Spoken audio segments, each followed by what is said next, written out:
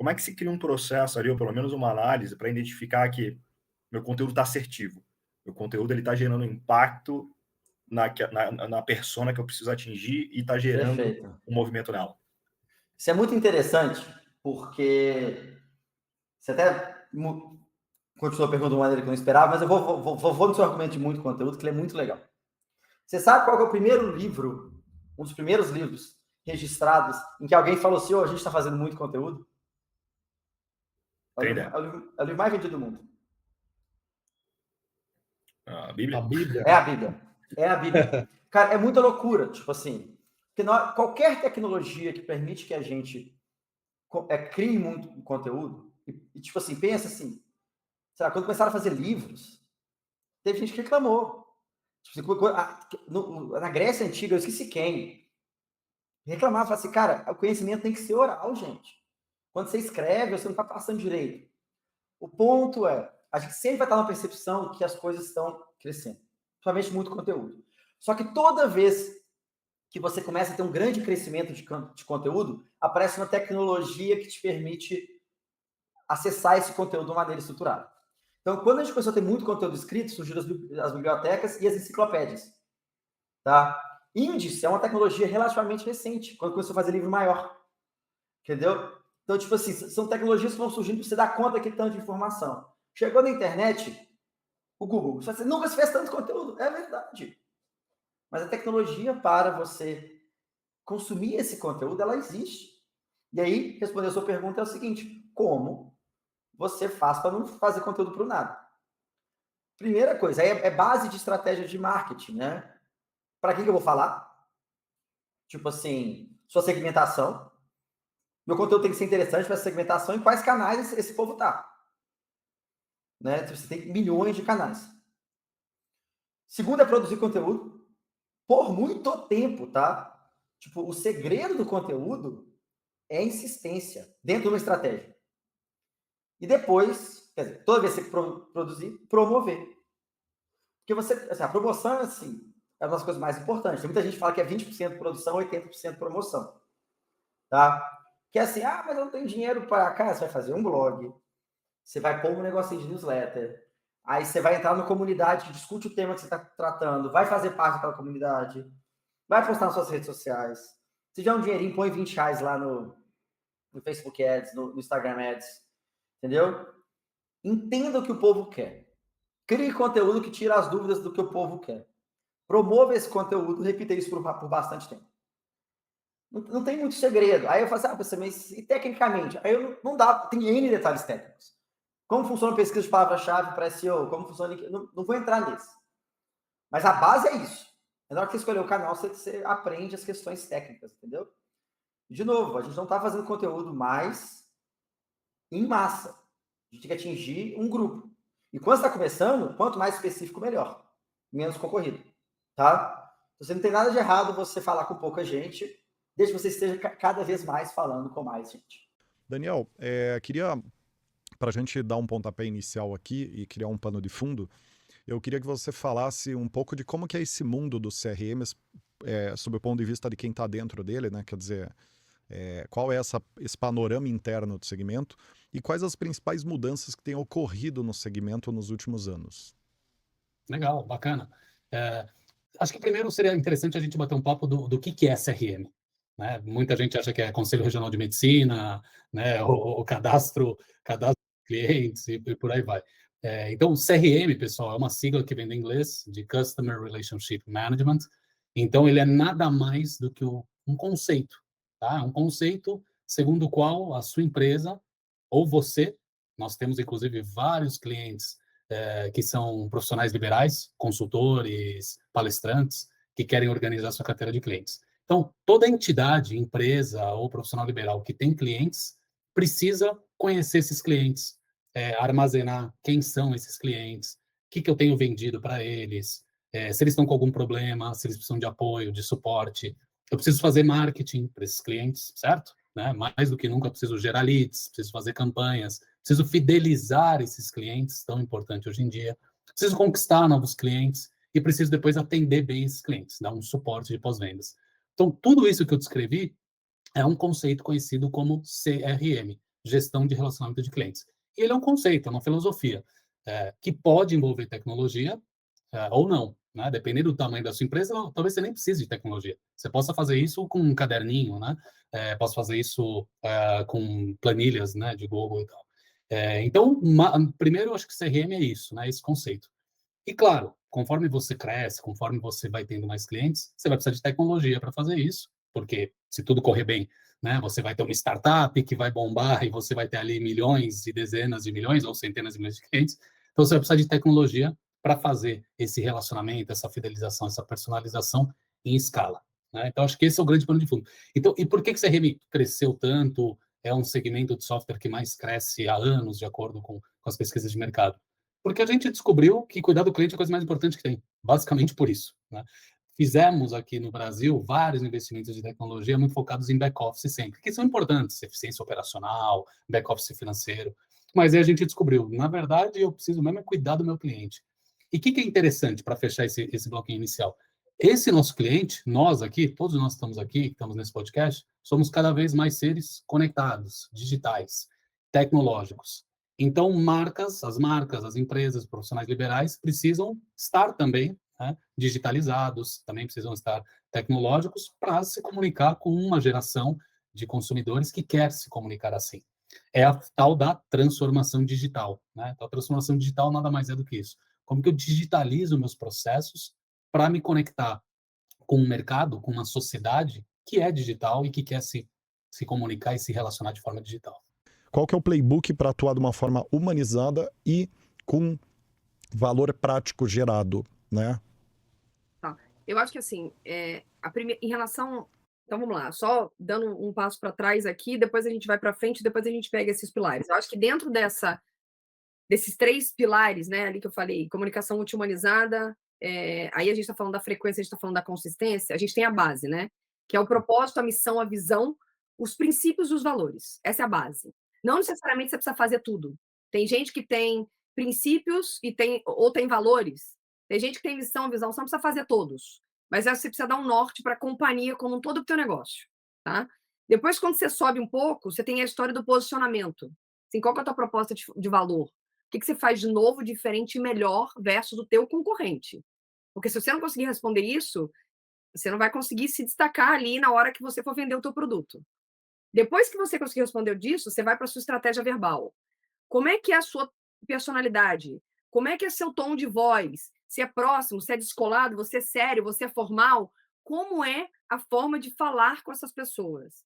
E depois entra na estratégia visual. Qual é a tua logo? Quais são suas cores? Qual a tua tipografia? Que tipo de imagem? Como é que visualmente o consumidor vai te identificar e linkar com a tua imagem verbal, né?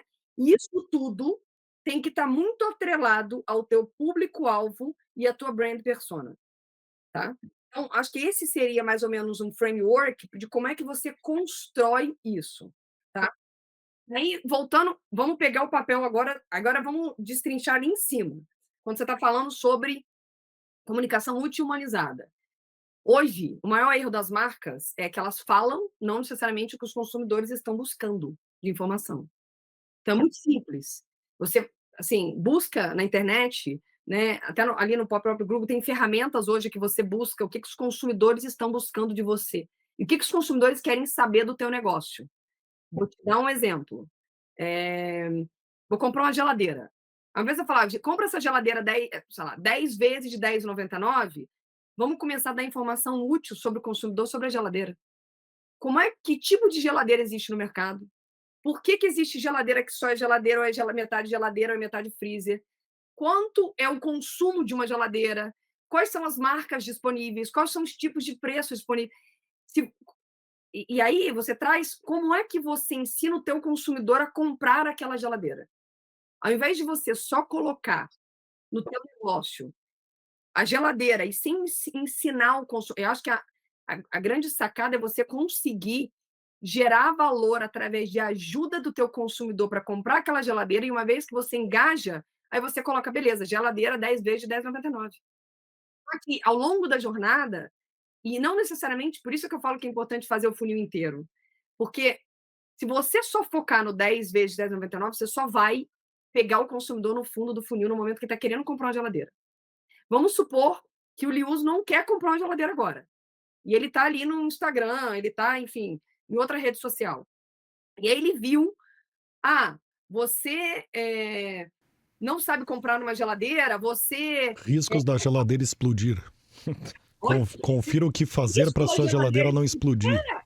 Ou seja, o que as pessoas estão mais... Se você trouxer alguma coisa ali relevante para ele, interessante, esse ponto foi ótimo. Quais são os riscos da geladeira explodir? Todo mundo vai clicar. E como que vocês têm feito na prática para gerar esse engajamento espontâneo e ampliado com os públicos de cada marca, né? Pensando nesse fatiamento que você trouxe, que é bem marcado, né? Você tem 3 níveis bem claros ali, né? Super. A gente conta aqui com uma estrutura de uma in-house, a gente tem a nossa in-house que chama The Kitchen, né? É um projeto que começou no Canadá e foi ganhando o mundo. O Brasil hoje é uma das referências do The Kitchen dentro da companhia internacionalmente. E a gente conta com briefings bem claros e com posicionamento bem claros, né? Assim, qual é o território de Heinz, qual é o território de Hemmer, qual é o território de Quero, né? E aí a gente estabelece via audiência e formas de comunicar, entendendo os canais aonde a gente pode ir. Por exemplo, Quero é uma marca onde a gente faz muita comunicação orgânica e a gente entende que a própria assinatura de marca, que quando eu quero acontece, a gente traz muitos conteúdos relevantes para essa consumidora que está comprando a marca. E é muito mais do que simplesmente um conteúdo, ou uma comunicação, uma propaganda, é um conteúdo. Então, essa preocupação do engajamento que a gente constrói, seja para Quero, seja para Hemmer, seja para Heinz, é que a gente construa cada vez mais conteúdo que seja relevante, né? A gente até, assim, tem algumas vezes, teve uma comunicação que a gente fez com Heinz no ano passado, em parceria com o Cazé, né? E a gente fez uma live com ele, eram 3 da manhã, falei, gente, risco, será que a gente vai conseguir ter a audiência que a gente precisa? E a gente topou. E com o Cazé, a gente conversou muito com ele, era um projeto onde a gente ia falar sobre a superioridade dos nossos ingredientes para Heinz, e precisava falar do projeto e do produto, né, que o quanto que Heinz é diferente, né.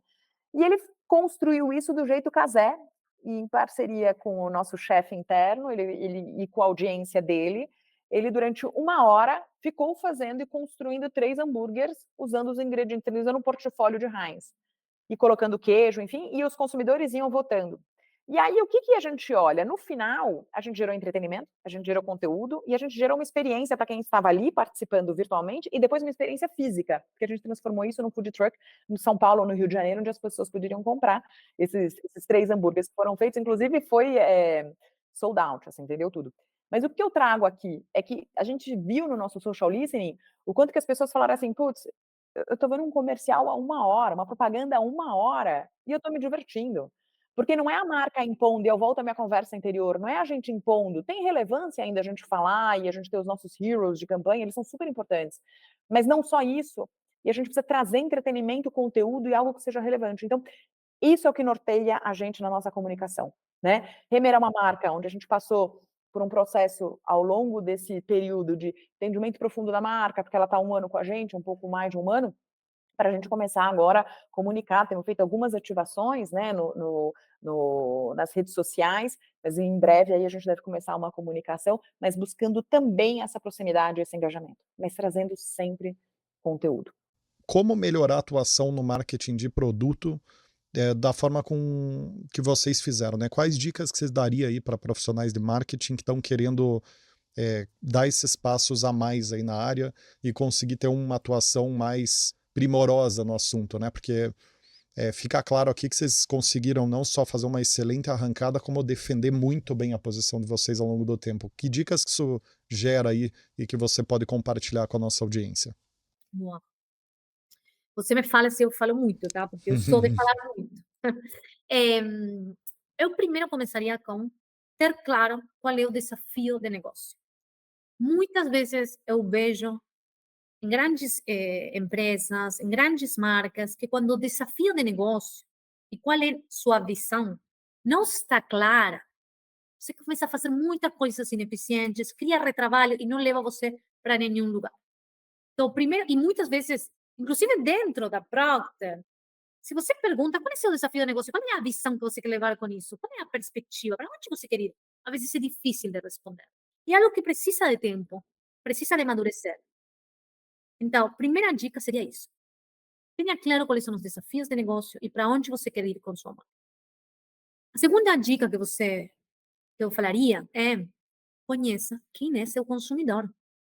Hay muita gente que entra e acha, este produto vai dar certo, porque XYZ, porque vi X, mas realmente não dedica tempo suficiente, qualidade de ficar perto do consumidor. E as pessoas têm que ficar perto. Não é o mesmo que você lê do que quando você vê o consumidor, quando você vê o consumidor interagir com isso que você quer oferecer. Então, realmente, invistam tempo, especialmente nestes dias que uma correria constante, fiquem perto das pessoas a quem você quer vender seu produto. A terceira dica que eu falaria é, e especialmente quando você quer entrar em categorias já existentes, né, que não é nada mega inovador, onde você está entrando e sendo o primeiro, o pioneiro, né, entrar no mercado, falaria duas coisas. Entenda, né, a categoria, o que oferece, quem oferece, como oferece, com que valor. Então, entenda bem onde você quer jogar e depois analise qual vai ser seu valor agregado, de por que você, que é uma marca nova, que ninguém conhece, alguém vai querer comprar você versus uma marca que está há 75 anos no mercado.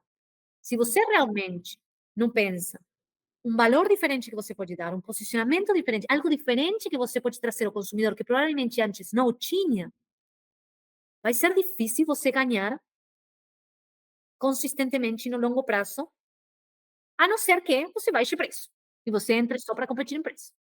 Mas se não, e se você realmente quer agregar valor na categoria, realmente pense no posicionamento, o que você vai oferecer diferente que o consumidor antes não tinha, ou qual é essa nova necessidade que você pode ajudar a resolver esse consumidor, que hoje não está sendo resolta por ninguém. Geralmente, quando a gente conversa com alguém que não é de marketing, né? As pessoas sempre trazem aquilo que o Rodrigo trouxe na introdução. Mas branding é difícil de mensurar. Essa é sempre a justificativa, né? E aí eu transfiro para você a pergunta. Afinal, isso é verdade? Não é verdade? É difícil mensurar branding? Qual que é a sua visão sobre o tema? Gente, eu gosto de começar por um conceito que é assim, marca é o que as pessoas lembram sobre a nossa empresa, lembram sobre a nossa, né, nossa marca. E branding, aí sim é fazer uma gestão ativa, né, proativa em relação ao que a galera vai pensar da gente, a gente como empresa. Então, como é que a gente vai medir isso? Se a gente está falando de algo que fala sobre a percepção das pessoas, né? Então, se é fácil, difícil, aí depende de para quem você perguntar. Se você perguntar para a gente, é o que a gente faz todo dia, então a gente vai falar que é fácil. Inclusive, a gente quer deixar isso fácil para a galera. Mas a gente até brinca, pô, hoje dá para saber a probabilidade de match no Tinder. Será que não dá para saber o que as pessoas pensam sobre a marca? Acho que já dá, né? Já tem tecnologia aí. Então, a Purple Metrics nasce muito dessa vontade, né? A gente empiricamente já percebia muito isso, né? Nossa founder tinha, inclusive, uma agência de branding, atendeu muitas startups e viu o impacto disso, né? E a gente pensou, como é que a gente produtiza isso? Como é que a gente transforma isso em algo que mais empresas podem usar? Então, acho que para começar a aquecer, eu diria que é fácil, porque é o que a gente faz todo dia, né? Então, a gente está acostumado. Mas na prática é isso, né? Como é que a gente entende o que as pessoas pensam sobre a nossa marca? É muito disso que a gente faz com o nosso software. Perfeito, perfeito. E qual que é o maior desafio na prática na hora de mensurar o branding, né? A ponto de, na área de vendas, a maioria das pessoas falar que é difícil mensurar branding, né? Quer dizer, qual que é o maior desafio, talvez o desafio que faz com que as pessoas tenham essa impressão de que branding é difícil de mensurar, né? Eu gosto dessa porque, às vezes, o nosso trabalho, eu sou o CEO, né? Então, olho marketing, vendas e CS, toda a jornada dos clientes. Então, posso até relatar um pouco do que a gente ouve nas reuniões comerciais, né? Mas parece que é como se fosse uma jornada de quebrar mitos. Então, um dos primeiros mitos é que não dá para medir, né? Então, acho que começa daí. Eu acho que a dificuldade não é sobre medir, é sobre como você internamente conversa com os seus parceiros, né? Que nem vocês falaram, às vezes é com o time de vendas que tem que estar junto.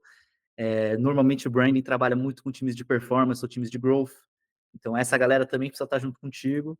Ou, às vezes, é a própria liderança, né? Se é uma liderança muito focada numa pegada muito ativação de vendas, talvez ela não queira priorizar branding. Então, se não prioriza branding, talvez não vai priorizar a mensuração de branding. Então, eu diria que o primeiro desafio começa nessa conversa interna. Então, tipo, a gente como empresa entendeu que isso vai ser uma prioridade? Se sim, aí começa a conversa fácil, que é como medir. Que aí a gente entra para ajudar a galera. Então, eu diria que o desafio principal é isso, quebrar esses mitos dentro de casa. E que aí tem muito a ver com como você faz as pontes, tanto com times parceiros, quanto com liderança, né? E André, você falou no começo algo que traz uma complexidade grande para a execução dessa estratégia. Você falou que a Balduco é uma empresa que adotou a estratégia de ir por uma marca só, que não é um caminho comum das indústrias de bens de consumo, né? A gente citou o caso, por exemplo, da Procter & Gamble, ela tem várias marcas embaixo do guarda-chuva e cada uma usa uma linguagem de comunicação que tem um público diferente. E vocês abordam um público super transversal com uma única marca, né? Então, isso traz uma complexidade grande para essa execução. Não sei como é que vocês organizam isso internamente. Tem uma diretriz maior que não pode ser fugida e ela é um pouquinho a forma de falar de família lá para os jovens no biscoito, né? É uma forma. Explica um pouquinho melhor para a gente como que vocês fazem esse destrinchamento da comunicação. Excelente pergunta. Esse foi um dos grandes desafios que eu tive quando eu entrei na Balduco, porque eu sempre trabalhei com empresas de marcas fortes, mas marcas exclusivamente interessando uma necessidade a um público específico. E quando eu cheguei aqui, eu falei, uau, como é que a gente vai fazer isso? Porque ao mesmo tempo que eu preciso trazer o jovem, e aí, Maurício, isso até coloca mais necessidade nesse movimento que a gente vai fazer, porque se eu não tenho uma marca para o público jovem, quem vai falar com esse jovem daqui a 10 anos se a marca está envelhecendo e se o nosso personagem já está como um avô de 30 e poucos anos? Então, era estratégica essa mudança, porque a mudança de estratégia, de sair de uma marca única, ela não vai acontecer porque a gente acredita nisso. A gente acredita porque a marca é um sobrenome, então ela carrega o sobrenome de quem fundou a família, os valores de quem fundou essa empresa. A gente acredita porque ela otimiza investimento, porque uma vez que eu lanço um produto, eu não preciso contar quem eu sou para conseguir ganhar espaço no funil, né, de gerar conhecimento, para depois conseguir gerar consideração, para chegar numa preferência. Cada vez que eu lanço um produto novo, ele já tem as portas abertas porque ele carrega um significado muito grande pelo nome Balduco. Então, isso é algo que ela é uma vantagem nesse modelo de um sistema de marca única. O grande desafio é conseguir, a partir de uma mensagem única, como é que eu utilizo meios diferentes para alcançar públicos diferentes e formas diferentes para conectar com públicos diferentes, mas sempre carregando o que a marca acredita. Então, você citou um exemplo. Sim, para jovens, vamos supor, o Cooks é uma plataforma que a gente ativa forte com o público jovem. A gente fala de fandoms. Fandoms hoje é a forma que a gente encontra das pessoas se conectarem para pessoas que são que têm o mesmo gosto em comum. Então, hoje você tem diversos públicos que se reúnem para um assunto específico. Muitas vezes nas redes sociais você tem influenciadores, youtubers chamam o público como família, e aí família, eles abrem a conversa falando assim, porque eles têm um gosto em comum. Então, é uma forma muito contemporânea de você encarar um sentimento de família. E aí a gente tem que entender como é que a marca consegue entrar com relevância nesses públicos. Então, a gente tem, vou trazer já alguns exemplos aqui, a gente participa da Brasil Game Show, que é uma feira enorme, que a marca está ali para estar próximo desse público. A gente hoje patrocina um time de esportes, Black Dragons, que é um dos maiores do Brasil e também com diversos títulos internacionais. O produto está no momento de consumo, então tem uma relevância. As pessoas comem os nossos produtos quando elas jogam, né? Então tem essa dificuldade também, às vezes o produto não pode fazer sujeira, ou o produto tem que ser fácil de comer. O nosso produto, ele tem essa permissão de estar nesse momento. Então a gente acaba entendendo como é que eu tenho liberdade para estar neste momento. Também não adianta eu querer me conectar com um público que a marca não oferece uma proposta que faça sentido. E traduzindo a linguagem para se conectar com esse público, respeitando o que a gente quer como marca única lá em cima, que é construir com o nosso propósito. Qual que é a tua visão para esse mercado? A gente falou bastante do que aconteceu do passado até aqui, né? Mas agora olhando um pouco para frente, né? Qual que é a tua visão para esse mercado de games e esportes para o futuro? Assim, que oportunidades ainda podem surgir aqui para quem está querendo entrar nesse universo? O que você vê assim de próximos passos desse mercado de games e esportes na tua visão? Olha, eu acho que esse é um mercado que todos os dados indicam que vão continuar crescendo. O entretenimento, games é um entretenimento cada vez mais presente na vida das pessoas. E a gente vê assim, claro que quando a gente pensa em gamer, no público gamer, normalmente a gente já pensa naquele estereótipo do adolescente, né, jovem, que passa 10 horas do dia jogando ali na frente do computador. Que não ou do quer console almoçar nem jantar. Que não almoça nem jantar. só come aquela pizza e passa por baixo da porta.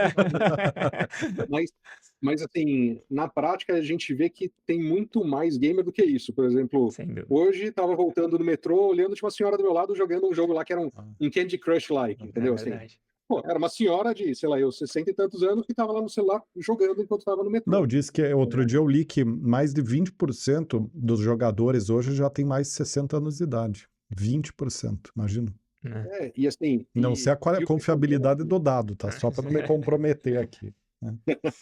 Não, e assim, e não me surpreende se for isso mesmo, tá? Assim, porque a gente, claro, são diferentes jogos, diferentes audiências, diferentes momentos de uso que as pessoas estão, mas é um lazer ou um passatempo ali da pessoa que tá acontecendo no dia a dia dela, e é uma oportunidade para as marcas de se associar. Hoje, quando a gente fala com o público, Gen Z, Millennials, muitas marcas têm dificuldade de se conectar com essa audiência, porque é um público que não assiste tanta televisão, é um público que muitas vezes tem adblocker no computador, então você fala, vou fazer aqui um plano de display, cara, eles bloqueiam o display, então...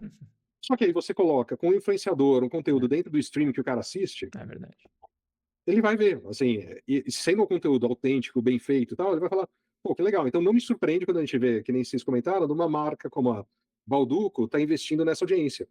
Porque, de certa forma, é uma forma deles atingirem uma audiência complementar, muito provavelmente complementar ao que eles têm hoje e ganhando, né, um público mais jovem de uma maneira diferente do que simplesmente fazer uma propaganda, né, de biscoito ou panetone na TV, que provavelmente está atingindo a mãe dele e não ele, né?